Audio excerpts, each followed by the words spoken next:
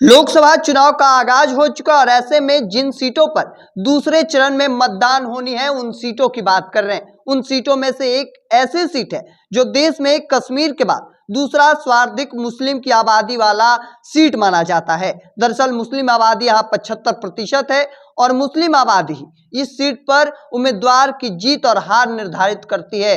दरअसल हम बात किशनगंज लोकसभा सीट की कर रहे हैं।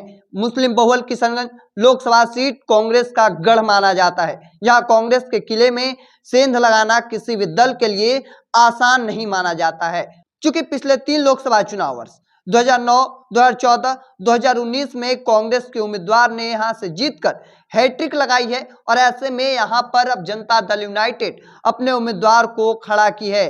देखना दिलचस्प बना हुआ है, चूंकि एक और कांग्रेस यहां से 3 बार अपने उम्मीदवार को जीतकर हैट्रिक लगाई, तो वहीं दूसरी ओर जनता दल यूनाइटेड मुजाहिद आलम के रूप में अपने सिपाही को किशनगंज के मैदान में उतार कर भेजा है। हालांकि एक और जहां एआईएमआईएम भी अपने उम्मीदवार को उतारने का विचार कर रही है। चर्चा इस बात को लेकर है क्योंकि अब यहां पर त्रिकोणीय मुकाबला देखने को मिल सकता है। हालांकि इस सीट पर अल्पसंख्यक के तौर पर हिंदू माने जाते हैं, जिनमें इस क्षेत्र में यादव, सैनी, शर्मा, पासवान, रविदास, आदिवासी, ब्राह्मण भी हैं। हालांकि मारवाड़ी और पंजाबी भी हैं, जिनका प्रतिशत 0.5 से भी कम माना जाता है। और ऐसे में इस सीट पर काफी दिलचस्प बना हुआ है।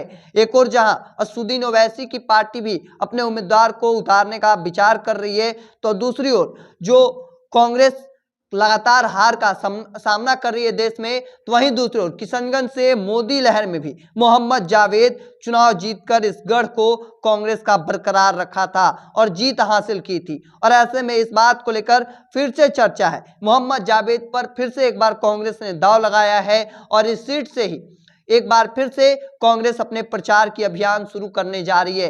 कल पहली बार मल्लिकार्जुन खड़गे आएंगे और इस सीट से प्रचार प्रसार की शुरुआत करने वाले हैं। देखने वाली बात होगी कि क्या इस बार फिर से जीत का चौका लगाती है कांग्रेस या फिर जनता दल यूनाइटेड के खाते में यह सीट आती है। हालांकि दूसरी ओर इस बात को लेकर भी चर्चा है, एआईएमआईएम भी कितनी वोट काटती है या फिर चुनाव जीत लेती है।